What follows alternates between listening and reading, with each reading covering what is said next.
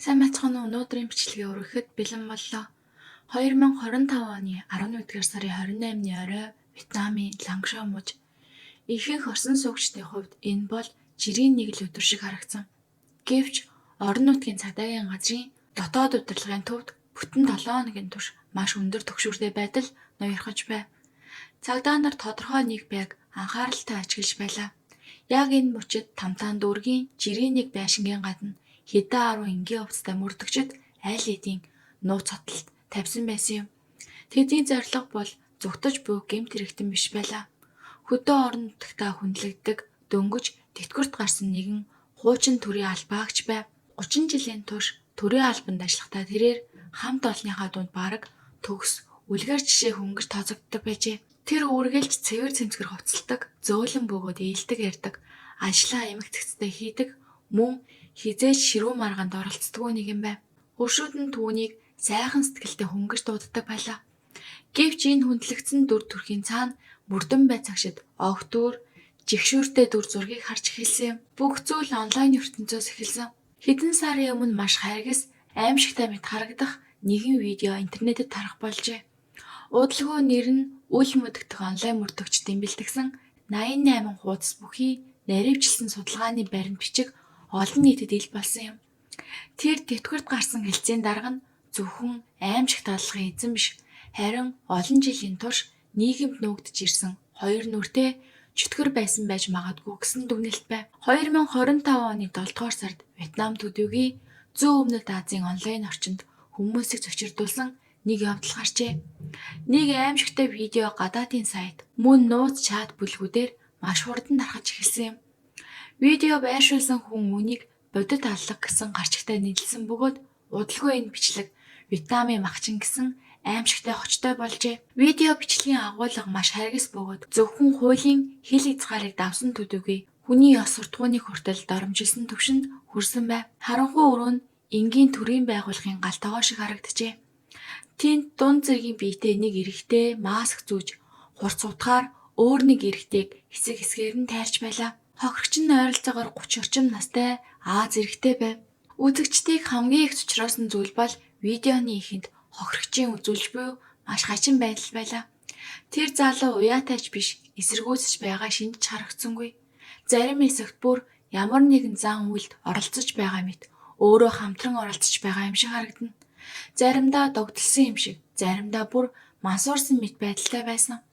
Ийм хачирхалтай аимшигтай дүр зураг нь бичлэгээр тарсны дараа дэлхий даяар их маргаан үүсгэсэн юм. Видеоны сүүл хэсэгт хүний биеийг хэсэг хэсгээр нь салгаж овоолсон дүрс гардаг. Мөн танихын аргагүй болсон махыг хоол шиг бэлтгэж байгаа хэсгүүд ч хүртэл гардаг байна.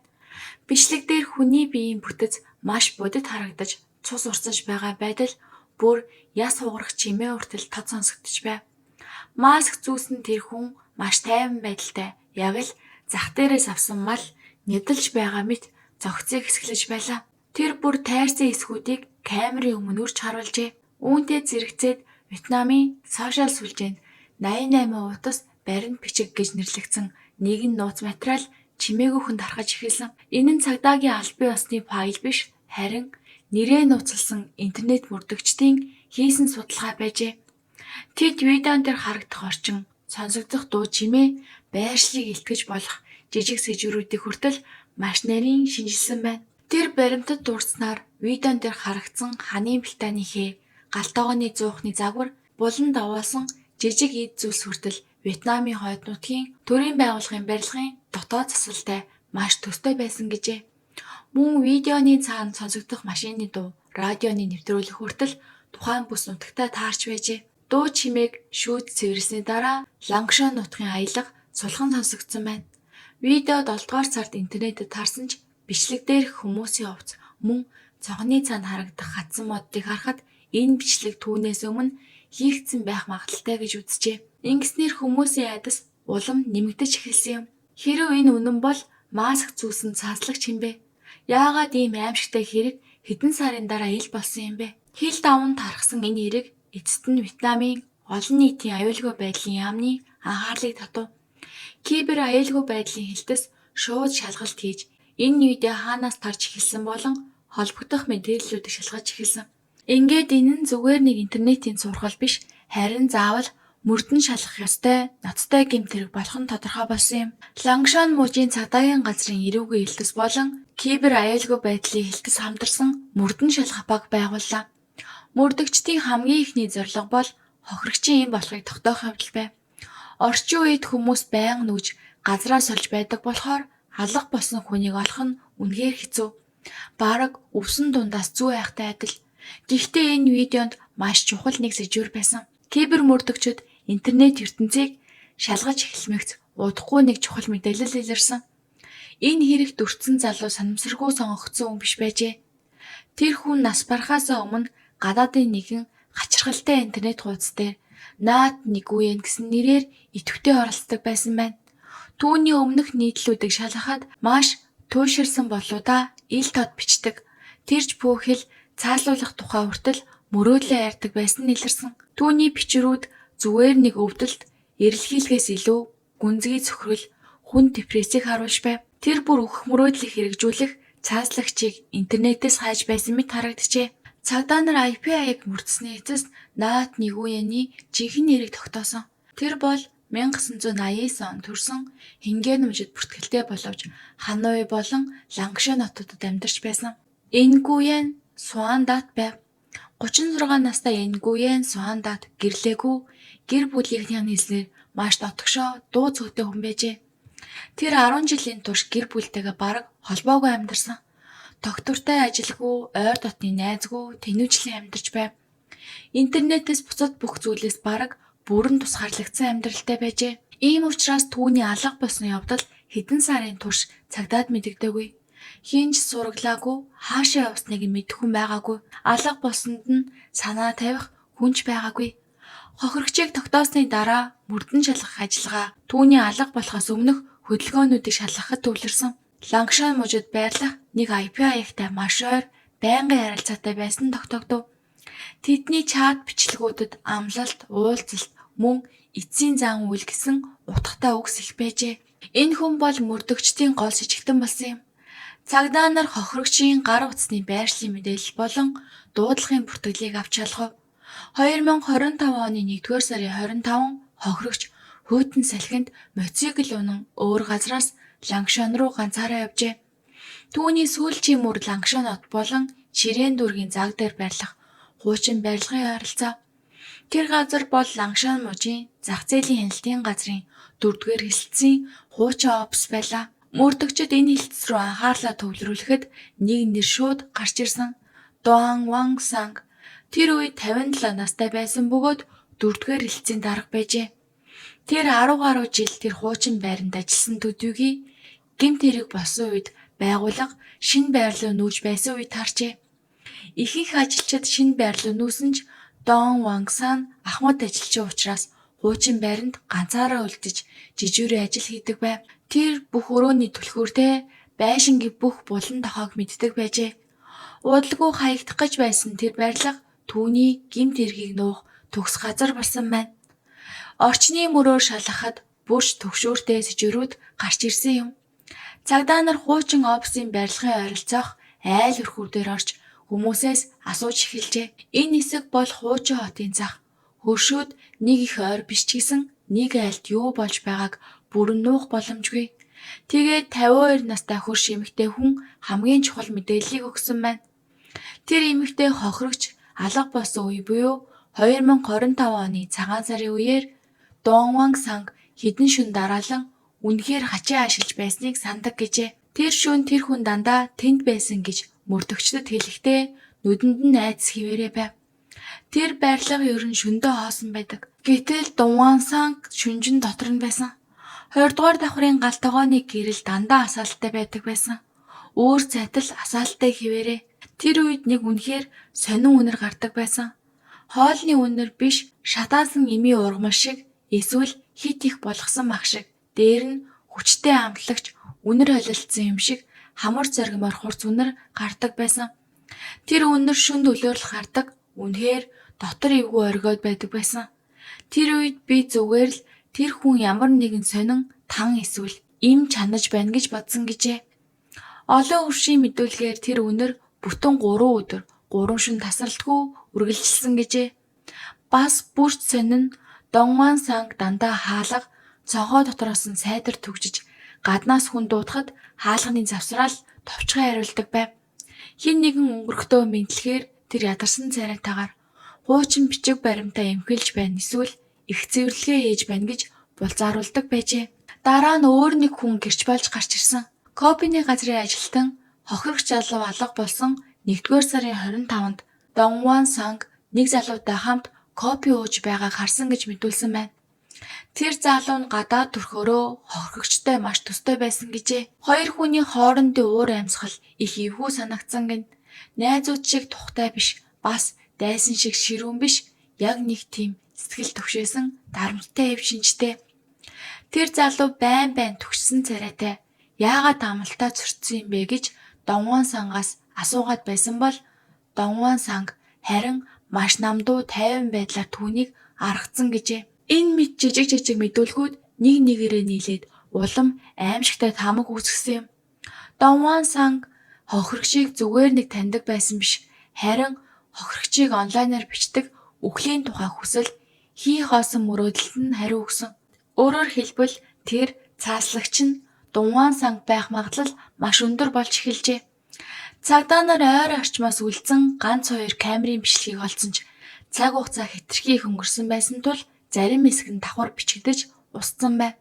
Гэхдээ техникийн аргаар сэргээсний дараа мөрдөн баг нэг шийдвэрлэх бичлэгийг олж чаджээ. Тэр бичлэг дээр 1-р сарын 25-ны орой 8 цаг 12 минутад хохирогч залуу мотоцикл унаад хуучин офисын барилгын хашаанд орж ирж байгаа нь харагдсан байна. Түүнээс хойш хохирогч залуу барилгаас гарч байгаа дүрс камер дээр гараагүй. Гэхдээ яг тэр шөнө 11 цаг 46 минутад Донван Санг хар өнгийн даавгаар ороосон хүнд бөгөөд урт зүйл өргөчихсөн ганцаараа арын алгаар гарч яваа нь камерт бичигджээ. Дараагийн хэдэн өдөр тэр шөнө өглөөр янз бүрийн хэмжээтэй хар өнгийн гэлгар уутнууд барьсаар байшингийн дотор гадна орж гарч байгааг хүмүүс хэд удаа харсан ч яг юу хийж байсан нь тодорхойгүй байв. Донван Санг ажил дээрээ чадвар нь тиймж онц биш, үнэнч ажилсаг гэж үнэлэгдэг. Хүч хэрэгэлсэн гэмт хэргийн ямар ч төвхгүй байгууллага дотроо сайн хүн гэсэн нэртэй нэгэн байв. Гэвч кибер аюулгүй байдлын алба түүний цахим төхөөрөмжүүдийг шалгахад нэг сонирхолтой зүйл илэрсэн юм. Тэр хүн гадаадын нэгэн интернетийн нууц бүлэгт байнга ордог бөгөөд хүнийг хянах, захирах тухай мөн хүний биеийг задлан шинжилсэнтэй холбоотой бичлэгт маш их сонирхолтой байжээ. Мөрдөгчдийн үзэж байгаагаар энэ нь хэвийн бус 2 өөр зан чанартай мэт харагддаг сэтгэл зүйн асуудлын шинж байж магадгүй гэж дүгнсэн байна. Өдөр нь 4 тувцаа өмсөөд зах зээлийн дэг журам захиулдаг хэлтсийн дарга. Харин шүн болон интернетийн цаана тэр огт өөр хүн болж хувирдаг байжээ. Хүний аймыг захиж чадна гэж боддог аимшигтай махчин. Түүнээс гадна мөрдөгчд Донван Санг тухайн хугацаанд онлайн худалдаагаар тусгай галтгооны хэрэгсэл, хүчтэй цэвэрлэгээний бодис, үйлдвэрийн зориултын үнэрт дарагч, мөн тусгай битүүмжилдэг хайрцагуудыг бөөнөр нь худалдаа авсан баримт олсон байна. Бүх нөхцөл байдал Донван Санг руу чиглэж байв. Тэр зүгээр нэг сэжигтэн биш, Вьетнамын махчин байсан. Хангалттай нотлох баримт цуглармагц Лангшан мужийн цагдаа нар баривчлах шийдвэр гаргалаа. 11-р сарын 28-ны орой цагдаа нар хамгийн түрүүнд тамтаанд өргөдөх Донван Сангийн гэрт нэгжлэх хийж дайр оржээ. Бүрэн зэвсгэлсэн тусгай баг хаалгын хэвдээ орж ирэхэд Донван Санг эсэргүүцэл үзүүлсэнгүй, орилж харлсангүй. Тэр бүр яг энэ мөчийг хүлээж байсан юм шиг зочны өрөөний буудан дээр суучихсан. Нэг аяг цай ууж байжээ. Нүд нь хоосон, нүүрэн дээр нь төгшүүр гэхээсээ илүү удаа хүлээсэн мэт намгүм тайван байдал харагдаж байв. Гэхдээ нэгжлэгийн зорилго нь зөвхөн түүнийг барих биш байлаа. Гэрт нь хийсэн нэмэлт шалгалтын явцад мөрдөгчд нэгэн хачирхалтай зүйлийг олж илрүүлжээ. Донван Сангийн гэрт 2 төмөр цоожоор түгцэн нэг өрөө байв. Тэр өрөөг өөрөө архивын өрөө гэж нэрлэдэг байсан бөгөөд эхнэр хүүхдүүд нь хүртэл хизээж дотгош орохыг зөвшөөрдөггүй байжээ. Цагдаа нар цоожийг онгойлготол өрөөнөөс химийн бодис, муутсан органик зүйлсийн холимог мэт хөгжөрсөн үнэр үнэртсэн байна. Энэ бол энгийн агуулгах биш байв. Бараг л ямар нэгэн тахилын ширээ шиг харагдаж байлаа. Өөрөө маш цэвэрхэн бүх зүйл эмх зэгцтэй байрлсан байв. Өрөөний яг гол байрлах ширээн дээр цагаан давгаар бүтээсэн модын хайрцаг тавьсан байлаа. Хайрцгийг нээхэд дотор нь алт мөнгө биш, харин хохирох залуугийн хувийн эзүүс байсан юм.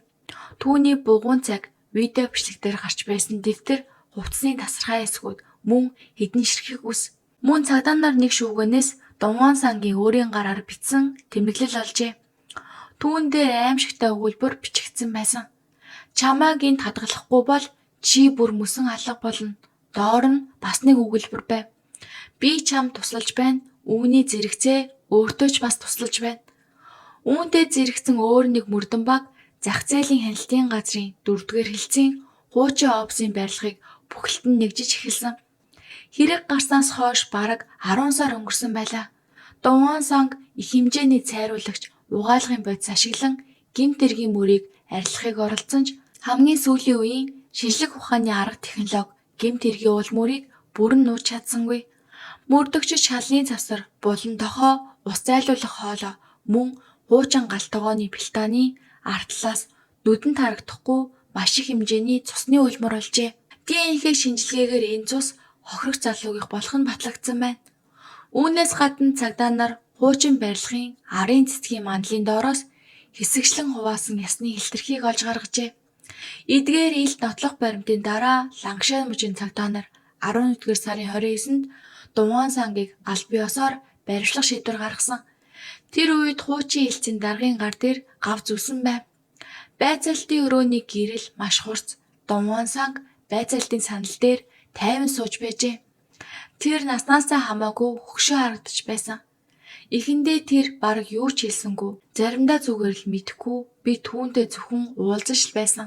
Тэр аль хэдийн явчихсан гэсэн мэт тайлбар хэлж гол асуултуудаас бултаж байв. Байцаагчид нотлох баримтуудыг шууд илгэсэнгүй. Харин сэтгэл зүй арга хэрэглэж эхэлсэн. Тэд Дунгаан сангийн гэрээс олсон модон хайрцаг бүр тэр бичгийг харуулж компьютер дээрх чат бичлэгүүдийг үзүүлэн хохирогч залуу үнэхээр өөрөө зөвшөөрсөн байсан уу гэж асууж эхэлсэн байна. Мөн Дунгаан цаг өөрийгөө алуурчин биш харин туслагч гэж бодож байсан эсхийг асуусан. Эцэст нь Дунгаан цаг нэг зүйл хүлээн зөвшөөрсөн. Тэр хохирогч залуу өөрөөс нь тусламж хүссэн гэж хэлжээ. Хэрв туслахгүй бол өөр газар очиж эсвэл өөрийгөө эгүүтгэн гэж хүртэл сүрдүүлсэн гэж тэр мэдүүлсэн байна. Дунгаан цаг хэрэг явдлыг хэсэг хэсгээр нь ярьж эхлэхдээ алгыг бүр хайрын аврал гэж хүртэл тайлбарласан байна. Түүний хэлснээр тэд 2020 оноос эхлэн интернетээр танилцжээ. Хохирогч залуу үхэлтэй холбоотой гац сонирхолтой байсан бол Дунгаан санг бусдыг бүрэн захирахыг хүсдэг хүн байжээ. Эцэст нь тэд өөрсдийн энэ гач хүсэл мөрөөдлийг бодит болгохоор шийдсэн байна. Дунгаан санг хэлэхдээ тэр орой маргаан биш харин эцсийн тохиролцоогоо баталгаажуулах уулзалт байсан гэв. Хохирогч залуу түүнд гар утсаа нууц үгээ хүртэл өгч бүр өөрийн амигч түүнд даатгсан гэж мэдүүлсэн байна. Камерын бичлэгтээр Дунгаан санг галт тогоонд ганцаараа зогсоод ямар нэгэн яслал мэт хөдөлгөөн хийж байгаа нь харагдсан. Тэр үүнийг салах ёс байсан гэж тайлбарлажээ. Өөрөөр хэлбэл хохирогч залуу үрд өөрийнх нь нэг хэсэг болгох зан үйл гэж хэлсэн байна. Дунгаан сангийн мэдүүлгийн дараа хэргийн бүх үнэн эцэст нь ил болсон. 2025 оны 1-р сарын 25 Вьетнамд цагаан сайрын баяр эхэлж Лангшай мууч даяараа баярын бэлтгэлд бужигнаж байв. Гудамж талбай салют хүмүүсийн инээдхөөр дүүрэн байлаа. Тохиролцсон ёсоор хохирогч залуу мотоциклоор ирсэн. Дунгаан сангийн төлөвлөгөөний дагуу тэд хуучин барилгын 20-р давхрын арын галт тогоо руу оржээ. Дунгаан санг тэр газрыг аль хэдийн бэлдсэн байв. Цонхнуудыг зузаан хар ямаар хаасан олон төрлийн худаг, хэрчих мод, том тогоо, хайруулын тавг, мөн цэвэрлэгээний хэрэгслүүд бэлэн байлаа. Дунгаан санг хохирогч залууг бүх үйл явцад маш хамтран оролцсон гэж мэдүүлсэн. Тэр бүр урдчилж ийм хүртэл ууж өөрийгөө бараг ховсонд орсон мэт байдалд оруулсан байжээ. Дунгаан санг маска зүүхэд хохирогч залуу айхын оронд бүр gaaj догтлолтой болсон. Хохирогч залуугийн хувьд энэ бол удаан мөрөөдсөн хүсэл нь биелэх мөч. Харин Дунгаан сангийн хувьд дотор нь нуугдсан чөтгөрийг суллаж туйлын эрх мэдлийг мэдрэх мөч байв. Аллах маш хурдан бөгөөд аимшигтайгаар болсон. Дунгаан санг мэрэгжлийн махны утгаар хохирогч залуугийн амийг тасалсан. Гэхдээ үхэл бол зөвхөн эхлэл байжээ. Тэр дараа нь огт сандарсангүй харин бүр хэд тайван хачин төвлөрсөн байдалд орсон гэж мэдүүлсэн. Тэр зохицыг боловсруулахад хэдэн цаг зарцуулжээ. Видеон дээр гарсан бүх зүйл бодит байсан гэж тэр хүлээн зөвшөөрсөн. Тэр бүр цогцын зарим хэсгийг хоол болгон бэлтгэсэн гэж мэдүүлсэн байна. Хөршүүдийн мэдэрсэн тэр аимшигтай үнэр бол гал тогоон цогцыг гал дээр шарах үед гарсан үнэр байжээ. Амтлагчийн үнэртэй холилдсон махны эвгүй үнэр. Түүний хувьд энэ нь зөвхөн нотлох баримтыг устгах биш, харин цогцыг өөрийн амьдралын нэг хэсэг болгох зан үйл байсан. Цагдаа нар түүнийг үнэхээр эзэн эсхийг баталж чадаагүй ч цогцыг хоол болгосон гэдгийг баталсан байна. Дараа нь цагаан сарын амралтын үеэр Даван Санг юу ч болоогүй мэт ажилдаа явжээ. Тэр бүр хамт олонтойгоо оройн зоогт оролцож, инээж ярилцаж, залуу ажилчдынхаа өгсөн архийг ууж байсан байна.